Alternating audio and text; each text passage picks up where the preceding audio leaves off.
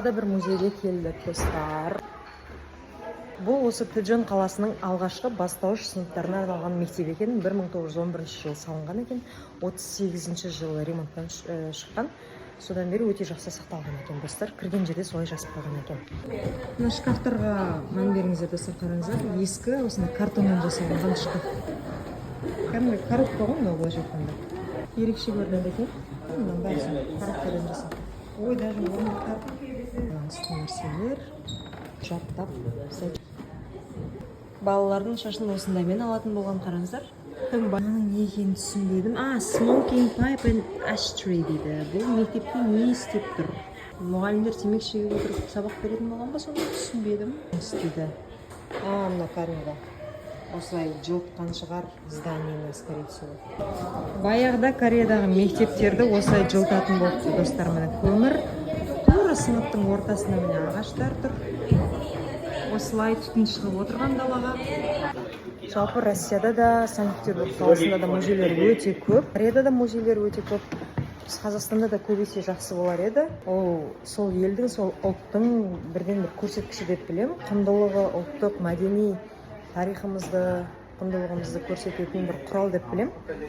Және музейге баруды дұрыс деп санаймын. Қазақстанда да музейлер бар ғой. Бару, музей аралау деген бірақ мода емес. Соны трендке айналдыру керек деп ойлаймын достар. Оқушылардың формасы осындай болған екен. Сонысы 1900 жыл ғой. 100 жыл бұрын. Қазір уже 32-ден де мен. 100 жыл деген маған ұзақ болып көрінді, естілмейді достар. 100 жыл болып естіледі, бірақ соның өзінде қандай заман өзгеріп жатыр. Өте тез дамып жатырмыз. Білмеймін. Қай жерге дейін жетер екен болашақта біздің ұрпақ. Қызық. Біздің Қазақстанда дәл осындай майда-майда мүсіндерді көрмеппін, мүмкін бар болса, бар да шығар. Жаз жеріңіздерші, қай қалада бар. Жерде музейлер көп, и музейлерде осындай нәрселер өте көп достар, қараңыздар. Үлкен мүсіндерді көрген мен Қазақстанда музейлерде.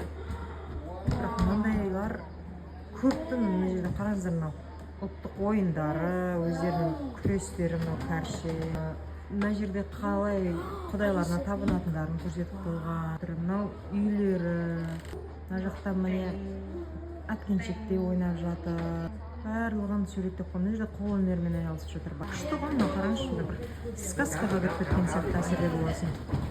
Мына ұзына бойы кеткен арқылай. Кино түсіруге болады мына жерде. Мультфильм түсіруге болады. Кіре осындай нәрселерді алдық, үйге барып оқимыз, аударып, ерінбей оқимын, қызық. Мынау уже хандарының үйлері, жұмысшылары.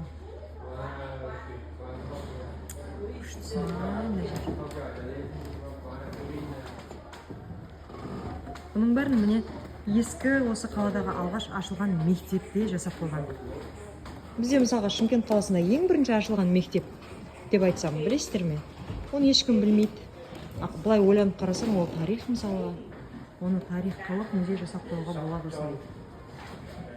Мүмкін ол мектепте әлде балалар оқып жатқан шығар, білмедім.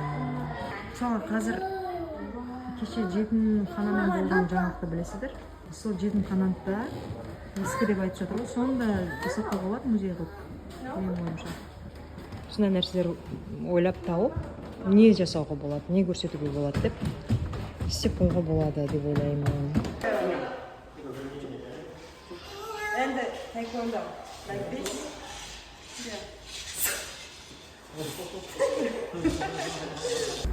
Қараңыздаршы, мұғалімдері шай ішіп отырып сабақ берген екен, мына мұғалімдердің орны. Мына үстелдерді көріп мектеп есіме түсіп кетті достар. Қыздар, өйткені мынандай шегелерге капронымыз талай жыл болып еді достар.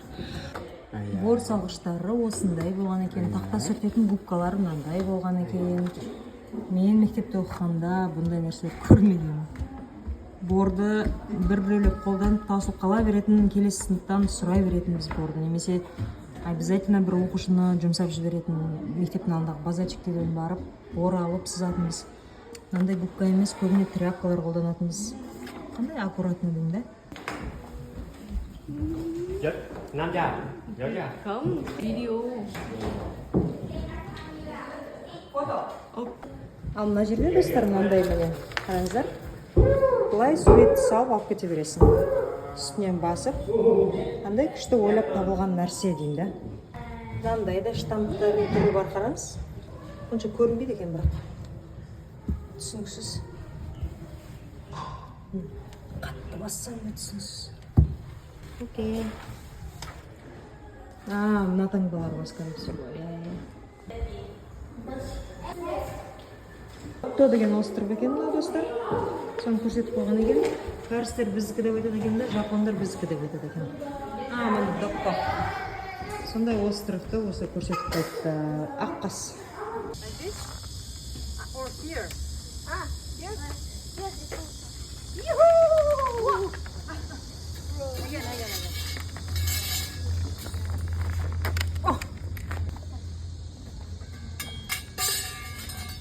Kayak gimana?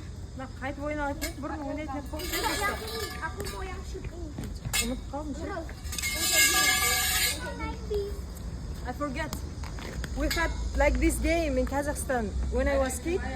Also, but I forget how to do it.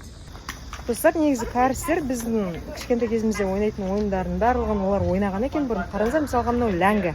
Просто шашақтың орнына біз жүнді қолданатын едік, иә? Одан кейін міне мынау да ойынды біз ойнайтынбыз. Бұрын мен есімде дөңгелек машинаның дөңгелектерінен шыққан осылай сымды ұстап алып, мынандай бүйтіп ойнайтынбыз бұрын мен ағаммен есімде. Мынау енді Squid Game'дегі ойын. Одан кейін мынау, білмеймін мынау қандай ойын екенін түсінбедім. Мынандай салып алып ойнайтын. ChatGPT'ден сұрап барлығын көреміз. Мынаны бірақ түсінбедім, шыны керек. Қазір ләңгі ойнап көрем, достар. Достар, ләңгі ойын есіме түсірейік. Бұл Кореядағы осындай ойын, ләңгі сияқты правиласы да сондай. Сондай екен, біздің ережеге сай, егер бұлай тепсең 1 болып саналады екен да, бұлай тепсең 5 болып саналады екен. Көрейік ал. Еще раз. Ну, можно сразу вот так сделать. 6 times ice cream. 6 times. 6 times. 1, 2, 2 개.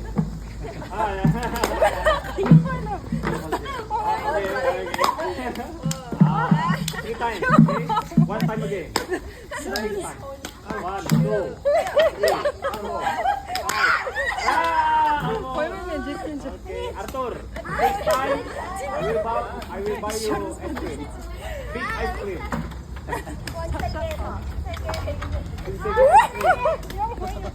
Неужели я не смогу никогда сделать?